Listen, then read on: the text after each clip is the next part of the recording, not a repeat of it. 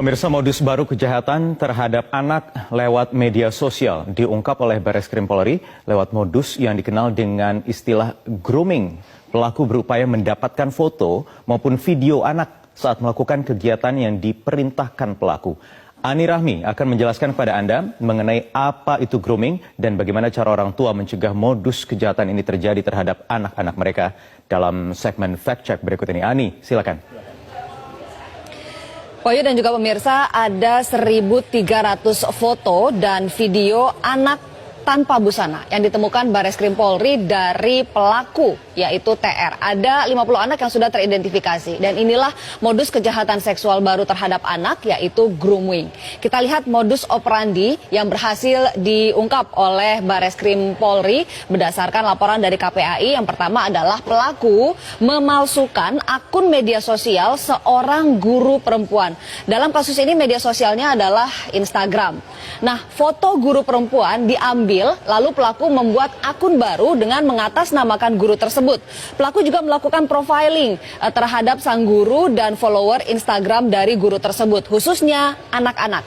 Lalu akun Instagram anak di-follow satu persatu oleh akun palsu. Nah, lewat akun palsu berkedok guru perempuan ini pula, pelaku kemudian melakukan kontak dengan sejumlah anak.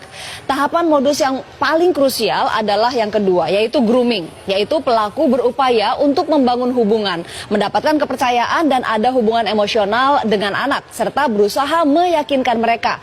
Tujuannya adalah agar bisa memanipulasi, mengeksploitasi, dan melecehkan. Dalam proses grooming ini pula, pelaku menggunakan banyak sekali taktik, mulai dari berpura-pura menjadi kawan sebaya, memberikan hadiah, memberikan perhatian, nasihat. Pelaku juga mengeluarkan ancaman jika korban tidak menuruti keinginan pelaku. Nah, kemudian pelaku meminta korban untuk berfoto atau merekam video dalam melakukan tindakan-tindakan yang cabul. Foto dan video itu awalnya dikirim melalui pesan privat di medsos atau direct message. Tapi kemudian pelaku berkembang meminta nomor WhatsApp korban. Kemudian begitu mendapatkan nomor WhatsApp korban, maka hubungannya lebih pribadi lagi, di mana foto dan juga video yang direkam ini dikirimkan via WhatsApp, tidak lagi lewat media sosial. Nah, kita lihat siapa saja yang bisa menjadi groomer atau pelaku. Siapa saja bisa menjadi groomer. Bisa orang asing dengan menggunakan akun palsu seperti yang ditemukan oleh Bareskrim Polri, bisa juga bagian dari keluarga. Sementara peran yang bisa dilakukan adalah bisa sebagai mentor, kekasih, sebagai figur idola. Nah, yang menarik adalah yang diungkap oleh Bareskrim Polri ini, pelaku adalah orang asing dengan menggunakan akun palsu. Siapa dia? Dia adalah seorang narapidana laki-laki di Surabaya, berusia 25 tahun, dan pelaku sendiri divonis 7 tahun 6 bulan penjara karena mencabuli tetangganya yang merupakan anak di bawah umur.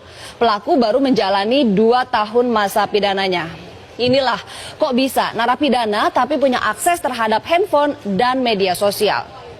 Lalu sebetulnya banyak sekali hukum yang mengancam pelaku kejahatan seksual terhadap anak. Sebut saja misalnya Undang-Undang Perlindungan Anak nomor 3 tahun 2014, ada pasal 76E yang menyebutkan larangan untuk membuat anak melakukan perbuatan cabul. Lalu pasal 82 masih undang-undang yang sama yang menjelaskan tentang ancaman pidananya. Ancaman pidananya adalah 5 tahun penjara dan denda 5 miliar rupiah. Ada juga undang-undang pornografi nomor 44 tahun 2008, di mana di sini di pasal 29 ada aturan mengenai larangan memproduksi, memperbanyak, menyebarluaskan konten cabul dan ancaman hukumannya hingga 12 tahun penjara serta denda 6 miliar rupiah. Masih ada lagi, ada Undang-Undang ITE nomor 19 tahun 2016.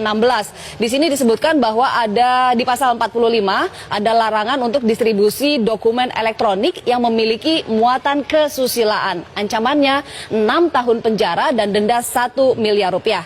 Nah, khusus untuk kejahatan seksual terhadap anak, ada Perpu nomor 1 tahun 2016 yang mengatur pemberatan hukuman bagi pelaku. Mulai dari masa pidananya ditambah 1/3, lalu juga ada pengumuman identitas pelaku, jadi biar publik tahu siapa pelaku sebenarnya, dikebiri hingga pemasangan alat pendeteksi elektronis. Kita hitung hukumannya, kalau misalnya semua ini diakumulasi, maka 5 tahun, 12 tahun, 6 tahun, 23 tahun. Kalau ditambah sepertiga lagi 7,6 tahun, total 30,6 tahun pidana penjara. Sementara dendanya jika diakumulasi bisa sampai 12 miliar rupiah. Tapi kan ternyata tidak, karena yang dikenakan hanya satu, yaitu hukuman 15 tahun hingga 20 tahun penjara, atau bisa juga terkena hukuman mati dan dendanya 5 miliar rupiah. Nah, kepada orang tua dan juga orang-orang dewasa di sekitar anak seperti guru, pengasuh, harus selalu memperhatikan anak dan waspada, terutama jika menemukan ciri-ciri yang menjadi indikasi bahwa anak adalah korban dari grooming. Kita lihat di sini ciri-cirinya. Yang pertama adalah anak menjadi sangat tertutup. Bahkan untuk aktivitas sehari-hari seperti kegiatan yang dilakukan, teman-temannya, anak menjadi sangat tertutup dan tidak lagi bercerita kepada orang-orang dewasa di sekitarnya, termasuk juga orang tua. Lalu anak memiliki pacar yang usianya jauh lebih tua. Anak juga tiba-tiba memiliki banyak sekali barang baru dan juga uang yang lebih banyak dibandingkan dengan uang jajan yang diberikan orang tua misalnya. Dan juga anak mudah tertekan, bahkan sensitif. Karenanya orang tua dan orang-orang dewasa di sekitar anak harus peka dengan perubahan-perubahan yang ada di diri anak. Dan jika melihat ciri-ciri salah satu saja seperti ini, segeralah cari lebih dalam, cari tahu apa penyebabnya. Dan jika memang terbukti anak menjadi korban grooming, segera lapor ke polisi. Berikutnya adalah orang tua juga bisa melakukan peran lebih. Yang pertama ada komunikasi, komitmen, dan supervisi. Komunikasi ini tentang apa saja? Penggunaan gadget, media sosial, keseharian anak, teman-teman anak, apa saja. Buka dan jaga jalur komunikasi dengan anak. Termasuk tentu saja tentang keamanan bermedia sosial. Pastikan anak tahu informasi apa saja yang boleh disebarkan dan apa yang tidak boleh disebarkan. Lalu juga buat kesepakatan, ini terkait masalah komitmen mengenai penggunaan gadget. Misalnya, berapa lama anak bisa main gadget, kapan dan di mana boleh main gadget. Lalu misalnya ada komitmen dengan kesepakatan ini, baik dari orang tua maupun dari diri anak sendiri. Nah, dari orang tua juga harus memberikan teladan dan komit tidak menggunakan gadget di waktu-waktu yang disepakati. Jangan sampai anaknya dilarang tapi orang tuanya pakai gadget, itu kan tidak memberikan teladan. Yang berikutnya adalah supervisi, artinya orang tua dan orang-orang dewasa di sekitar anak harus mengawasi aktivitas anak di dunia maya. Konten yang dilihat anak apa, game yang dimainkan anak harus tahu, media sosial yang diikuti, aktivitas dan jaringan pertemanannya juga harus dalam pengawasan.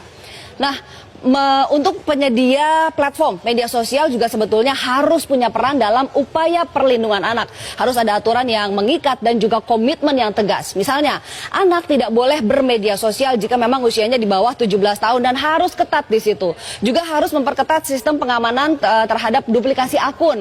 Tidak bisa mengambil foto sembarangan misalnya, dan juga pengamanan terhadap konten-konten yang ada di media sosial. Dan terakhir, lagi-lagi sistem pemasyarakatan.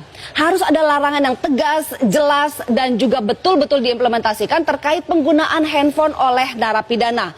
Harus ada yang dijewer di Surabaya atas kecolongan seperti ini. Wahyu, kembali ke Anda. Baik, terima kasih Ani Rahmi dalam segmen Fact Check tadi.